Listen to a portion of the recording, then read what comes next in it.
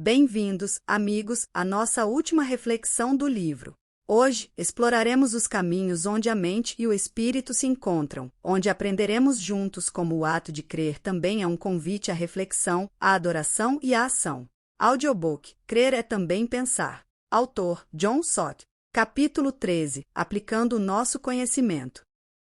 No começo deste pequeno audiobook mencionei o risco de se cair no extremo oposto, ou seja, o perigo de uma reação exagerada, passando-se de um estéril anti-intelectualismo a um super-intelectualismo igualmente estéril.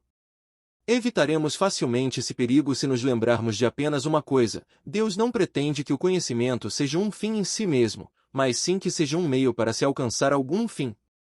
Tentei abordar rapidamente 6 esferas da vida cristã nas quais a mente desempenha um papel importante: o culto, a fé, a santidade, a direção, a evangelização e o ministério cristão. Sendo tais coisas impossíveis se não usarmos as nossas mentes e se não adquirirmos algum conhecimento, é-nos mister admitir o corolário, que a aquisição de conhecimento bíblico deve nos levar a essas coisas e enriquecer nossa experiência quanto às mesmas. O conhecimento traz consigo a solene responsabilidade de aplicarmos esse conhecimento que temos, ou seja, agirmos de forma que lhe seja compatível. Vou esclarecer mais este ponto. Em primeiro lugar, o conhecimento deve conduzir à adoração. A consequência de nosso verdadeiro conhecimento de Deus não será nos empavonarmos, cheios de orgulho pela sabedoria que temos, mas sim nos submetermos a Ele com plena admiração, exclamando: ó profundidade da riqueza, tanto da sabedoria, como do conhecimento de Deus! Quão insondáveis são os seus juízos e quão inescrutáveis os seus caminhos! Sempre que nosso conhecimento se torna árido ou acaba com o nosso entusiasmo e nos deixa frios, alguma coisa de errado aconteceu. Pois toda vez que Cristo nos expõe as Escrituras e dele recebemos algum ensinamento, nos deve arder o coração. Quanto mais conhecemos a Deus, mais devemos amá-lo. Creio ter sido o bispo Andley Mole quem disse que deveríamos nos precaver tanto contra uma teologia sem devoção como também contra uma devoção sem teologia. Em segundo lugar, o conhecimento deve conduzir à fé. Já vimos que a fé se fundamenta no conhecimento, e é este que a torna racional. Em ti, pois, confiam os que conhecem o teu nome, escreveu o salmista. É precisamente o nosso conhecimento da natureza e do caráter de Deus que suscita a nossa fé. Mas se é que não podemos crer sem conhecimento, também não devemos conhecer sem crer. Isto é, nossa fé tem de se apoderar de toda a verdade que nos seja revelada por Deus. Na verdade, a mensagem de Deus não traz benefício algum, a menos que encontre fé nas pessoas que a ouvem. Por esse motivo é que Paulo não somente ora, no sentido de que os olhos do nosso coração sejam iluminados para sabermos qual é a suprema grandeza do poder de Deus, demonstrada na ressurreição, mas também acrescenta que este poder que Deus exerceu em Cristo é disponível para nós que cremos. O primeiro passo necessário é sabermos em nossas mentes qual é a magnitude do poder de Deus, mas isto deve conduzir-nos a apropriarmos pela fé esse poder em nossas vidas. Em terceiro lugar, o conhecimento deve conduzir à santidade. Já consideramos alguns meios pelos quais nossa conduta se transformaria se tão somente soubéssemos com maior clareza o que deveríamos ser e o que somos. Mas agora temos que ver como cada vez mais se torna maior a nossa responsabilidade de pôr nosso conhecimento em prática, à medida que ele se amplia. Poderia citar muitos exemplos bíblicos. O Salmo 119 está repleto de aspirações por conhecer a lei de Deus. Por quê? Para obedecê-lo melhor, dá-me entendimento e obedecerei a tua lei, de todo o coração a porei em prática.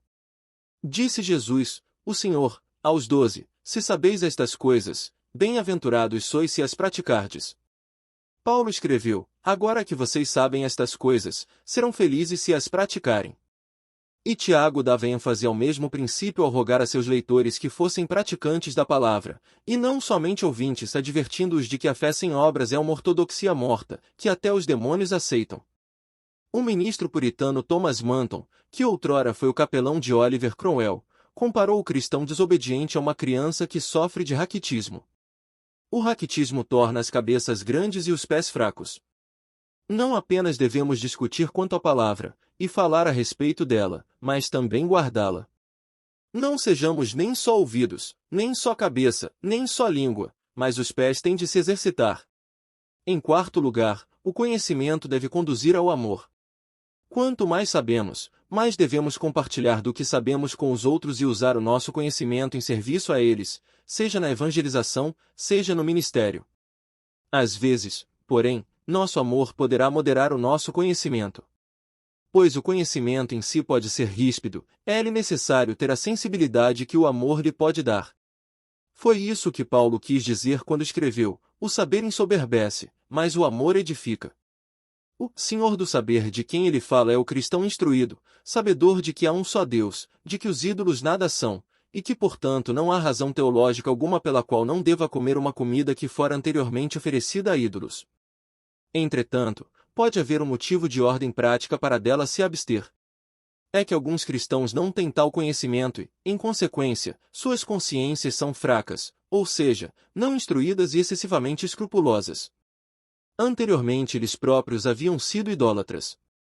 E, mesmo depois de sua conversão, acham que, em sã consciência, não podem comer tais carnes. Estando com eles, então, Paulo argumenta, o cristão forte ou instruído deve abster-se para não ofender a consciência fraca de seus irmãos. Ele mesmo tem a liberdade de consciência para comer. Porém o seu amor limita a liberdade que o conhecimento lhe dá. Talvez seja contra tais circunstâncias que Paulo chega a dizer, em alguns capítulos adiante: ainda que eu conheça todos os mistérios e toda a ciência, se não tiver amor, nada serei. Prestemos atenção a essas advertências. O conhecimento é indispensável à vida e ao serviço cristãos. Se não usamos a mente que Deus nos deu, condenamo-nos à superficialidade espiritual, impedindo-nos de alcançar muitas das riquezas da graça de Deus. Ao mesmo tempo, o conhecimento nos é dado para ser usado, para nos levar a cultuar melhor a Deus, nos conduzir a uma fé maior, a uma santidade mais profunda, a um melhor serviço. Não é de menos conhecimento que precisamos, mas sim de mais conhecimento, desde que o apliquemos em nossa vida. A pergunta de como tal conhecimento pode ser obtido, a melhor resposta que posso dar é com palavras de um dos sermões de Charles Simeon: para a obtenção e conhecimento divino, a orientação que temos é a de combinar uma dependência do Espírito de Deus com nossas próprias pesquisas. Que não nos atrevamos a separar então o que Deus uniu. Isso quer dizer que temos de orar e temos de estudar.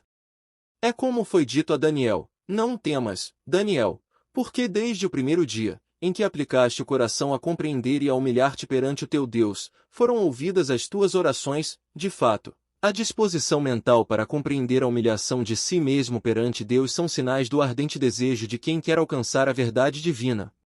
Tal desejo certamente será satisfeito. Pois Deus prometeu a quem o buscar com seriedade.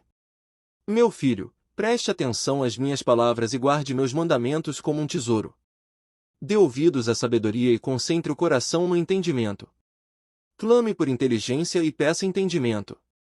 Busque-os como a prata, procure-os como a tesouros escondidos. Então entenderá o que é o temor do Senhor e obterá o conhecimento de Deus.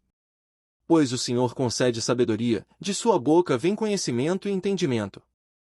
E assim chegamos ao final desta incrível jornada, onde exploramos as maravilhas do conhecimento e da fé, guiados pela sabedoria de John Stott. Que estas palavras ecoem em nossos corações, nos incentivando a buscar sempre mais, a pensar profundamente e a crer com convicção. Agradeço por se juntar a nós nesta busca pela verdade e pelo entendimento.